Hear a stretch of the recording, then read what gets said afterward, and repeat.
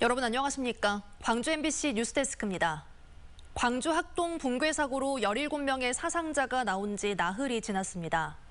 영영 돌아올 수 없게 된 9명 가운데 일부는 오늘 유족들이 지켜보는 가운데 마지막 길을 떠났습니다. 보도에 이다현 기자입니다. 처참하게 매몰된 54번 시내버스. 가로수가 버텼던 앞자리 승객들은 겨우 목숨을 건졌지만 뒤편에 있던 9명은 끝내 가족의 품으로 돌아오지 못했습니다. 먹고 가라고 하는데 그걸 안 먹고 가서 그냥 그게 참 마지막이 될 줄은.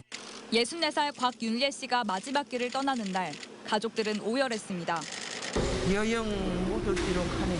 마음이 고운게 존대로 가시기는 할 거요. 곽 씨는 아들의 생일상을 차리려고 반찬을 사서 돌아오다 변을 당했습니다.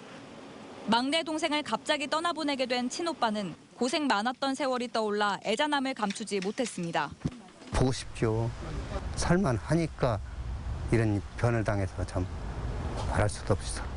2시간 50분 만에 가까스로 구조됐지만 숨을 거둔 채 발견돼 첫 사망자가 된 60대 여성. 그리고 시장에 다녀오던 50대, 두 아들의 어머니도 영면에 들었습니다. 부녀가 함께 버스에 탔다가 생사가 갈렸던 30대 딸의 발인. 딸의 소식을 듣지 못한 채 치료를 받는 아버지는 이 자리에 나올 수 없었습니다. 참담한 비극에 장례식장의 분위기는 내내 침통했습니다. 참사 나흘째, 사망자 9명 가운데 4명이 발인을 마쳤습니다.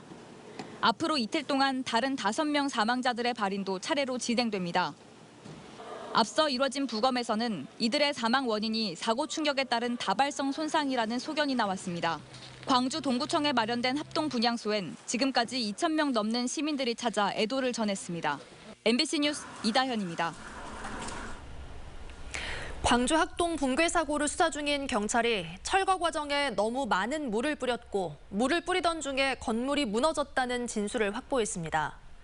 시공사의 지시로 물을 평소보다 2배 이상 뿌렸다는 주장이 나오면서 공사 관계자들이 책임 공방을 하고 있는 것으로 전해졌습니다.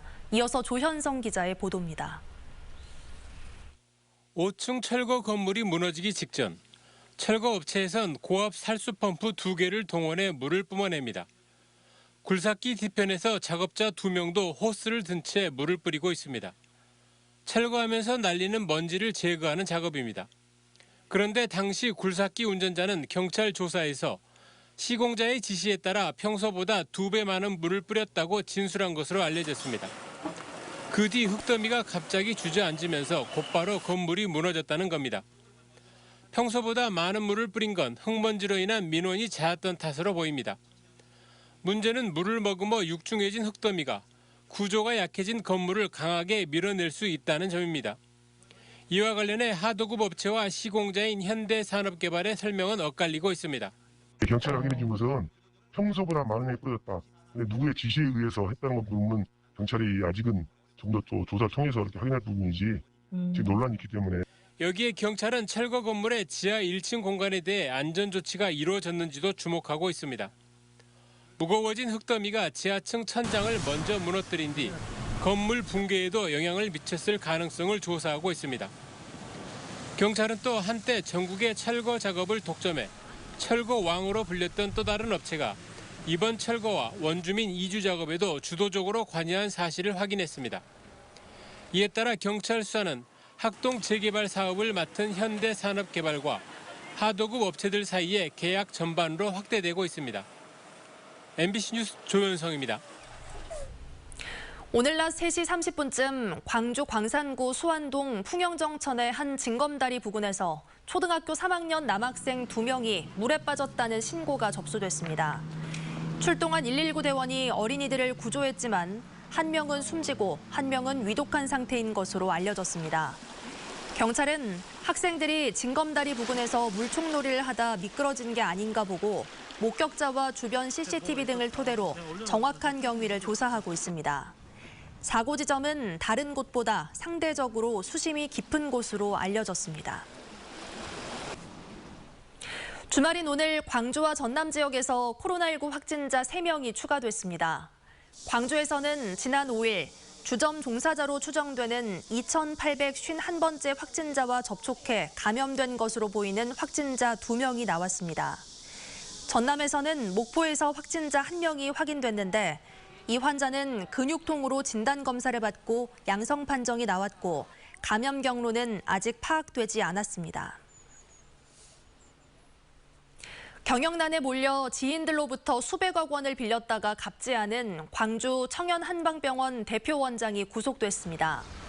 광주지방법원 박민우 영장 전담 판사는 사업자금 명목으로 지인과 투자자 등 7명으로부터 170억 원을 빌린 뒤 갚지 않은 혐의를 받고 있는 A 대표 원장에 대해 증거인멸 우려가 있다며 영장을 발부했습니다.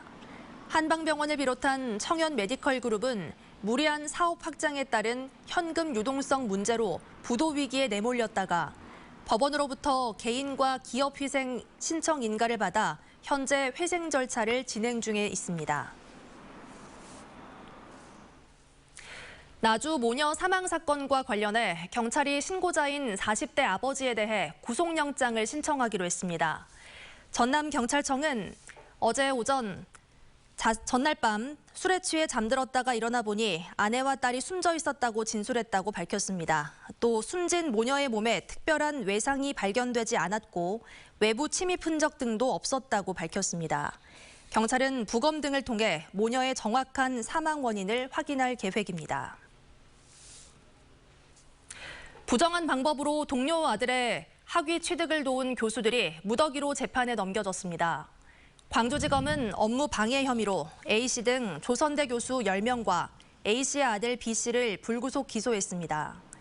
교수들은 2014년부터 2017년까지 B씨의 석박사 통합과정 취득을 도운 혐의로 기소됐습니다. 이들은 이 기간에 B씨가 출석하지 않았지만 출석을 인정해주는 등 특혜를 준 것으로 조사됐습니다. 교수들의 부정행위는 조선대학교 학부모협의회가 해당 교수들을 검찰에 고발하면서 알려졌고 당시 교수 등은 기소유예 등의 처분이 났지만 학부모협의회가 다시 고등검찰에 항고하면서 기소를 이끌어냈습니다. 전라남도는 코로나19 예방 백신 접종자에게 농수축산물 온라인 쇼핑몰 남도장터에서 사용할 수 있는 만원권 적립금을 제공한다고 밝혔습니다. 행사 기간은 다음 주 월요일부터 30일까지고 한 차례 이상 백신을 접종한 남도장터 회원은 만원의 적립금 혜택을 받을 수 있습니다.